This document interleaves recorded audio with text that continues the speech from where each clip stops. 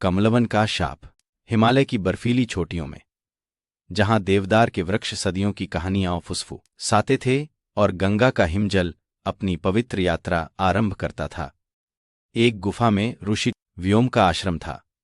ऋषि व्योम, जिनके माथे पर तपस्या का तेज और आंखों में अनंत आकाश का विस्तार झलकता था, अपनी अलौकिक शक्तियों और गहन ज्ञान के लिए तीनों लोकों में विख्यात थे।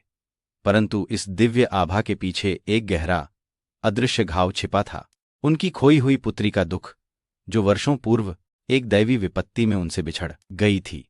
यह दुख एक धूमिल परछाई की भांति उनकी आत्मा के सबसे गुप्त कोने में बस गया था, और यही वह एक गांठ थी जो उन्हें परम मोक्ष की प्राप्ति से रोके हुए थी। आश्रम से कुछ दूर देवदार के घने जंगल के बीच एक अछूता सरोवर छिपा था। उसका जल इतना निर्मल था कि उसमें आकाश के सारे तारे बिना किसी बाधा के उतराते थे। किंवदंतियां थीं कि 1000 वर्षों में एक बार इस सरोवर में एक दिव्य स्वर्णिम कमल खिलता था, जिसे सहस्रदल कमलाकैश कहते थे। यह कोई साधारण कमल नहीं था। इसकी पंखुड़ियों से टपकने वाला अमृत केवल एक इच्छा पूरी कर सकता था, परंतु केवल उसी के लिए जिसका हृदय समस्त दुख, मोह और वासना से पूर्ण था, शुद्ध हो।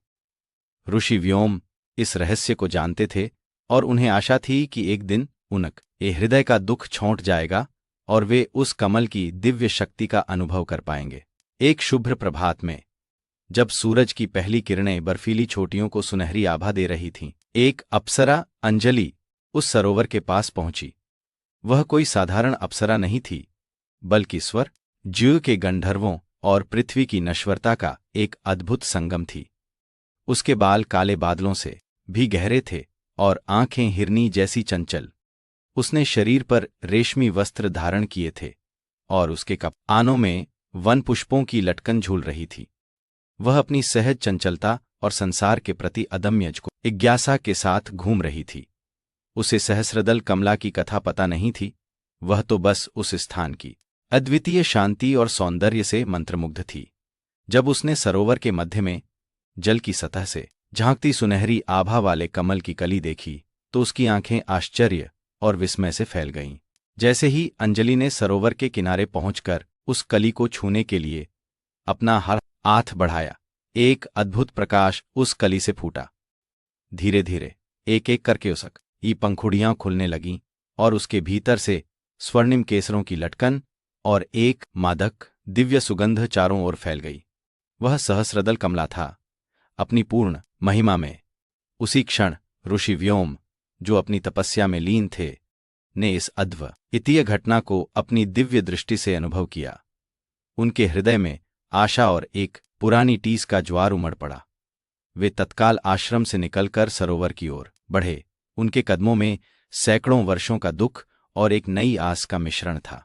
ऋषि व्योम सरोवर पर पहुंचे और उनकी दृष्टि सीधे अंजलि पर पड़ी, जो उस कमल की सुंदरता में खोई हुई थी।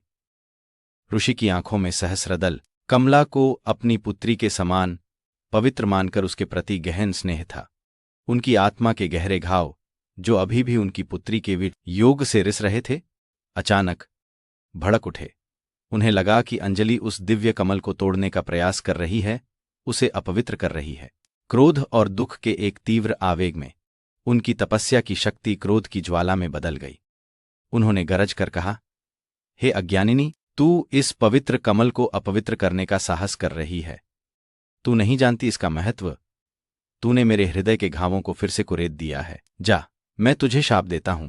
तू इसी सरोवर की बंधी हुई आत्मा बन जाएगी, इसकी चिर संरक्षिका। जब तक कोई ऐसा हृदय नहीं आता जो सच्ची पीड़ा को समझकर उसे मुक्त कर सके, तू इस जल से मुक्त नहीं होगी। अंजलि ऋषि के अप्रत्याशित क्रोध और शाप से भयभीत होकर स्तब्ध रह गई। उसके चेहरे पर मासूमियत और पीड़ा का भाव छलक उठा। शाप के शब्दों के साथ ही एक अदृश्य शक्ति ने अंजलि को अपनी ओर खींच लिया।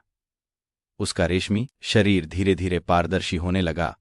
उसकी त्वचा जल से मिलती जा रही थी। उसके वस्त्र पानी की लहरों में घुलने लगे। वह चीखना चाहती थी, पर उसकी आवाज एक फुसफुसाहट बनकर जल में समा गई। उसके सुंदर नेत्रों से आंसू बहने लगे, जो सरोवर के जल में मिलकर विलीन हो गए। वह असहाय होकर देखती रही, जैसे उसका अस्तित्व धीरे धीरे सरोवर के जल में घुलता जा रहा था और वह उसी का एक अविभाज्य अंग बन गई। उसकी देह अब जल के साथ लहराने लगी थी, एक कोमल पारभासी आभा जो कभी कभी कमल के पास मंडराती थी। अंजलि ने अपनी मुक्ति के लिए प्रयास या हाथ पांव चलाए, पर वह अपनी इच्छा के विरुद्ध उस जल की एक शाश्वत आत्मा बन चुकी थी। ऋषि व्योम अपने आश्रम लौट आए, परंतु उनके मन की शांति भंग हो चुकी थी। क्रोध के उस क्षण ने उनकी वर्षों की तपस्या को मलिन कर दिया था। सरोवर में अंजलि के भयभीत चेहरे, एक ही छवि उनकी आंखों से हटती ही नहीं थी। उन्होंने ध्यान लगाने का प्रयास किया, परंतु उनके मन में अशांति का बवंडर उमड़ रहा था। धीरे धीरे उन्हें अपनी भूल का एहसास होने लगा। उनका दुख, उनकी पुत्री के वियोग का पुराना घाव, अनजाने में एक मासूम आत्मा पर शाप बनकर टूटा था। उन्होंने उस कमल को बचाने के भ्रम में एक जीवन को नष्ट कर दिया था और इस कृत्य ने उनके हृदय में एक नया गहरा दुख भर दिया था।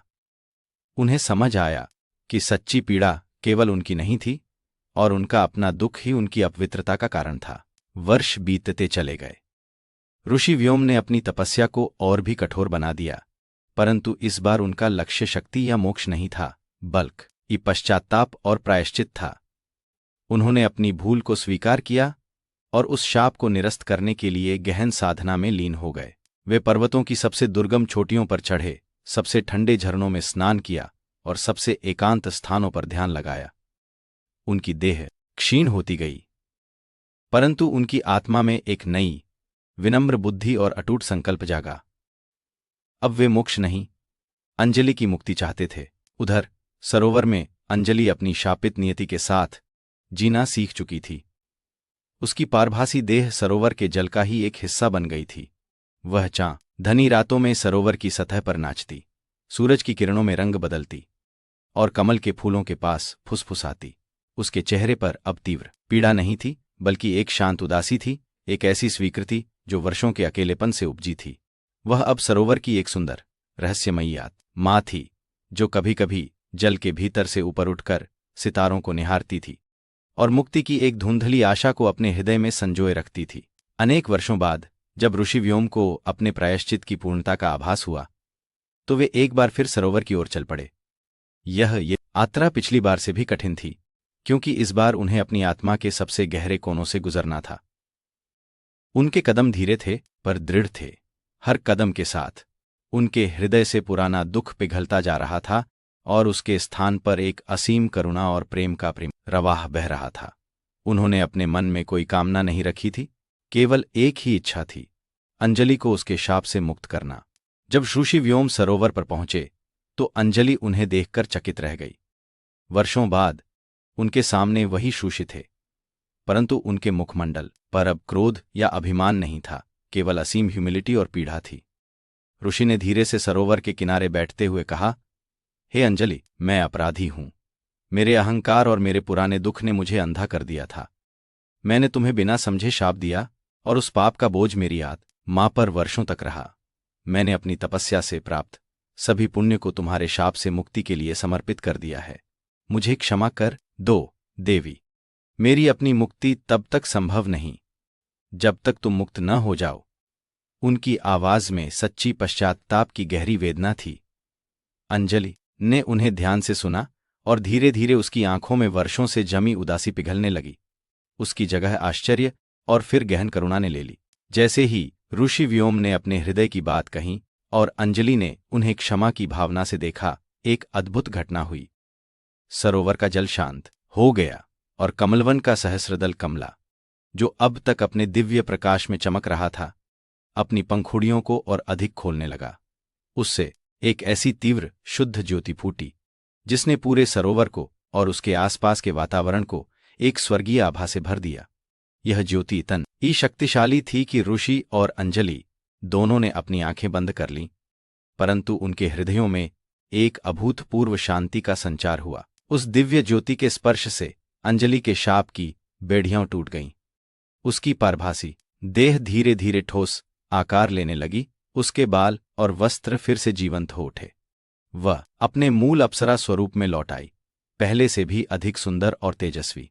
उसके मुख पर अब कोई उदासी नहीं थी, केवल विस्मय और एक नई जॉयस स्वतंत्रता थी। उसी क्षण ऋषि व्योम के हृदय से वह पुराना दुख, उनकी पुत्री के वियोग का घाव, पूरी तरह से मिट गया। उन्होंने एक गहरी सांस ली, जैसे वर्षों का बोझ उतर गया हो। उन्हें मोक्ष प्राप्त हुआ, परंतु यह मोक्ष शक्ति से नहीं, बल्कि करुणा, पश्चात्ताप और निस्वार्थ प्रेम से मिला था। उनका हृदय अब शुद्ध था, समस्त मोह से मुक्त। अंजलि ने ऋषि की ओर देखा, उसकी आंखों में गहरी कृतज्ञता और एक नई समझ थी। शिवर, उसने कहा, आपने मुझ एक केवल शाप से मुक्त नहीं किया, बल्कि मुझे सच्ची करुणा और क्षमा का अर्थ भी समझाया है। ऋषि व्योम ने शांति से मुस्कुराते हुए कहा, नहीं देवी, तुमने मुझे मुक्ति दी है। मेरे हृदय का अंतिम अवरोध तुम्हारा शाप ही था, और उसे ठीक करके मैंने स्वयं को मुक्त किया है। सहस्रदल कमला अपने दिव्य प्रकाश में अब भी चमक रहा था, परंतु उसका अमृत अब किसी इच्छा को पूरा करने के लिए नहीं था। वह तो केवल शुद्ध प्रेम, करुणा और निस्वार्थता का प्रतीक बनकर रह गया था। ऋषि व्योम और अंजलि दोनों ने एक दूसरे को देखकर मौन स्वीकृति दी। वे दोनों अब अपने अपने मार्गों पर आगे बढ़ने के लिए स्वतंत्र थे।